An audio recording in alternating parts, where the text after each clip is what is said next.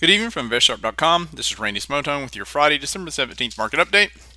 So the market continues to be good every day. I just keep saying the same thing. Continues to show resiliency. Still doing some consolidating overall, but continues to hold up well and look pretty healthy.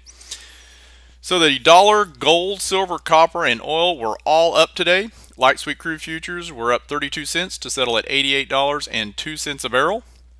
So looking at the dollar ETF UUP, still holding up well. Still definitely looks like it's got a little, small cup and handle here going, and it looks like the dollar over time wants to go higher, at least from the chart. Over to the West Texas Intermediate Crude Point and Figure chart. It's a continuous contract, so we're still right here. Crude's been holding up really well too, kind of resting here, but it still looks good. Still got this bullish price objective of $105 a barrel. No change there either. Take a look at the Russell, since it was the strongest, had the largest percent gain for the second day in a row. It was up 0.38%, up a whole almost 3 points to 779. And we're coming back up near this, see how we'll act when we get up here to this trend line again, since we got rejected. And we got rejected here, but not much. I mean, we didn't pull back much, but still see how we react next time. Then we'll look at the Dow. Dow was the weakest. It was actually down, pretty flat actually. It was only down 0.06%, down 7 points to 11,491. Again, like I said, we're in this tight consolidation. Still looks fine. S&P, same thing. Just, this light little pullback, just still consolidating up here. And NASDAQ went a little bit higher today, up 0.21, 2642, and pretty much, little tiny Joji, pretty equal buying and selling here. Let's take a look at gold via the gold ETF, GLD.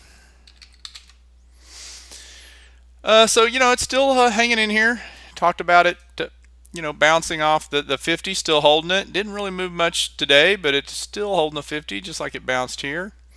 And we'll see how it looks. I mean, the momentum's kind of pointed down here, but let's see what we got. RSI. RSI is pointing down a little bit too, but still hanging in there. We'll see where it goes next week. Silver, same thing. Still holding the uptrend line, up a little bit today. Still looks fine. Let's look at some of the other.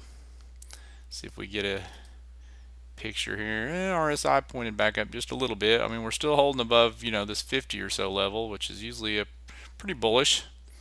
So it continues to look pretty good. Copper. It's copper going higher. Copper's looking good as well.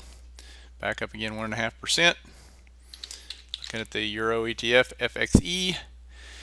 A little bit weaker today. It didn't move a whole lot. Not a lot of selling behind it. So we'll see if it sets up in some kind of a little triangle here or not. We'll don't know that's what it's going to do, but right, hit. So we'll see what happens here and see if that's what the pattern is developing here. Volatility index. So it was way down today, down 7.36%. And sometimes technicals don't work great on the VIX, but if it looks like we've got a little bounce here, now we're back here, and we did get a little bounce off here, so this seems to have some little bit of reaction from this downtrend line here. So see how that goes into next week as well. There are some earnings out next week, so that might be a factor. Let's go look at the McClellan oscillator.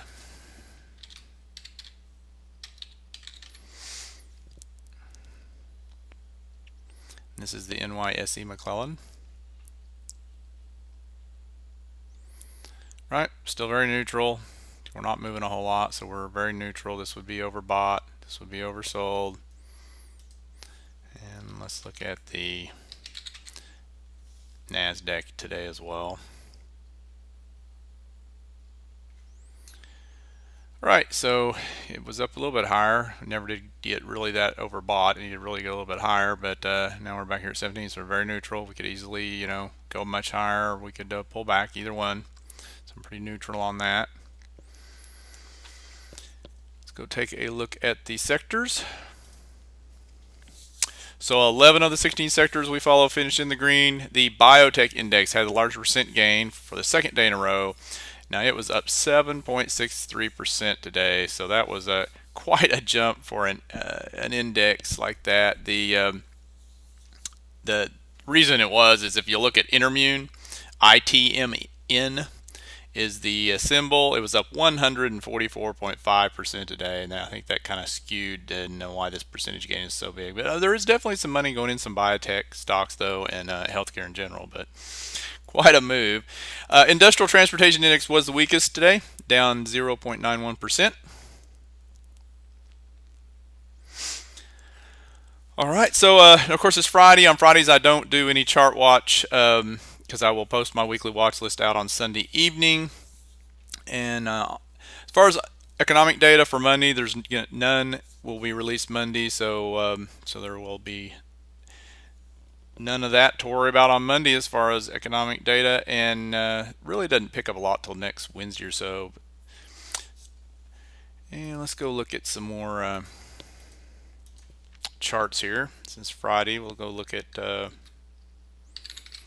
gold. All right, so here's the point figure chart for gold. The continuous contract has a bullish price objective of $1,610 an ounce. So we're here. You know, we won't go on a sell signal on gold unless we print one box lower than the prior column of O's. So we would have to come you know, way down here and print this 1,320, which, I mean, it's possible, but gold still looks fine here. Look at silver. Of course, bullish price objective was met back when it hit 29, and so it's still hanging around up here. Still looks fine. Not point figure chart's not really telling us a whole lot right now since the price objective's met. Whoops, I must have typoed something. I did.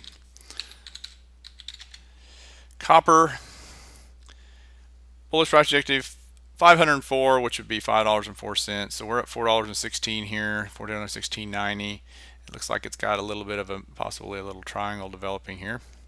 So we watch for that, but copper is looking good also. And then I don't know why I look at nat gas, it doesn't really go anywhere. But sometimes I do look at nat gas. It's still on a sell signal for $1.50, which hopefully we don't get there, and wouldn't be too good for the stocks anyway. And so we're right here, and again we won't go back onto a buy signal on nat gas until we print the prior print a box over the prior column of X's. So we need to go up here to the 550 mark, and of course then we got some downtrend line resistance there as well. So got a little ways to go before nat gas goes back onto a buy signal. All right, take a quick look here at the current market signals. Of course, we follow the point figure charts for the Dow, Nasdaq, S&P. No, there's no changes here since last time we looked at them. They're all on buys. They all look good. This is a bullish price objective, and this is calculated by the point figure chart. They're on stock charts. I don't calculate it. So all right, so that is all I have for today. Everyone have a great weekend, and thanks for watching.